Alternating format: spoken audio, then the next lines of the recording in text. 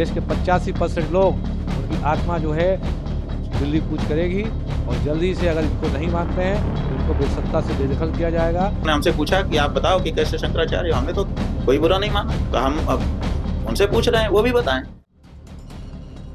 क्या उत्तर प्रदेश की राजनीति में जाति का जिन्न अब हिंदुत्व के महाकवच को भेदने लगा है? क्या 2027 से पहले बीजेपी के अपने ही किले में सेंध लग गई है? ये सवाल इसलिए क्योंकि यूपी की सत्ता के गलियारों में अब जय श्री राम के साथ साथ जातिगत स्वाभिमान की गूंज तेज हो गई है। इस विद्रोह का चेहरा बने हैं बरेली के निलंबित सिटी मजिस्ट्रेट अलंकार अग्निहोत्री। 2019 बैच का ये अफसर जिसने व्यवस्था को लात मारकर सीधे सरकार से टक्कर मोल ली है। अग्निहोत्री ने SC/ST एक्ट और UGC के नए इक्विटी रेगुलेशन को काला कानून करार दिया है। वाराणसी में शंकराचार्य से आशीर्वाद लेकर उन्होंने 7 फरवरी को दिल्ली कूच का ऐलान कर दिया है। ये महज एक इस्तीफा नहीं बल्कि बीजेपी के उस कोर ब्राह्मण वोट बैंक की नाराजगी है जो अब खुलकर सड़कों पर है। जो देश का एक सबसे बड़ा काला कानून है SC/ST एक्ट, ड्रैकोनियन एक्ट, जो बिना किसी सोचे समझे बनाया गया है, इसमें एक वर्ग विशेष को बहुत ज़्यादा आपने ऐसी जो है प्रोटेक्शन दिया है कि पूरा देश भय के माहौल में रहता है। इस कानून का उपयोग करके निराधार फर्जी शिकायतें की जाती हैं। 95% से ज़्यादा जो शिकायतें फर्जी हैं, पूरे देश की आत्मा इसमें कराती है। कितने माँ बेटे भाई बहन उनके साथ अत्याचार किया जाता है, पूरा घर तबाह होता है। इसी को हटाने के लिए जो 35-36 सालों से इस कानून की विभीषिका झेल रहा है पूरा राज्य, पूरा राष्ट्र, इसको हटाने के लिए 6 फरवरी का टाइम दिया गया है।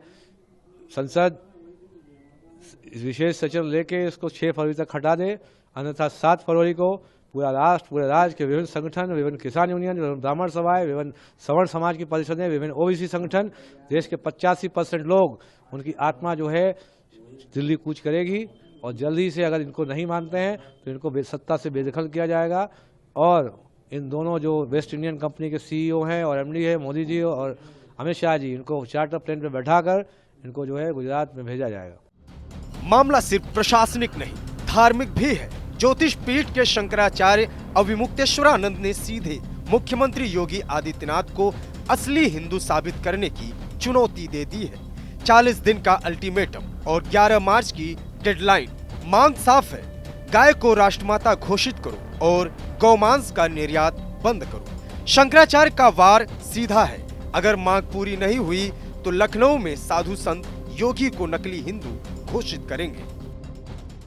पूरे भारत में जितने गौमांस का निर्यात होता है उसका 40% से ज्यादा निर्यात उत्तर प्रदेश से होता है। ये भी सच है।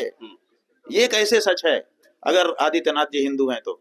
यही सबसे बड़ा प्रश्न उत्पन्न हुआ है। इसी के बारे में स्पष्टता हमने आज उनसे मांगी। तो आपने महाराज जी गोरक्ष पीठाधीश्वर पर ही सवाल खड़ा कर दिया, आप हिंदू हैं कि नहीं?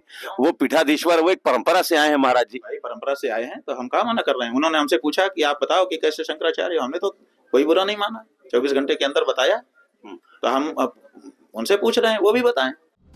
बीजेपी के लिए ये दोहरी मार है।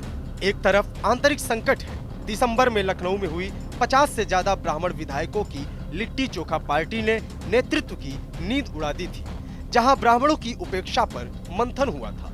दूसरी तरफ अखिलेश यादव अपने PDA फॉर्मूले के जरिए पिछड़ों, दलितों और अल्पसंख्यकों को लामबंद कर रहे हैं। इसके साथ ही वो सवर्णों को भी नाराज नहीं करना चाहते हैं। सबका मानना यही है कि दोषी बचे ना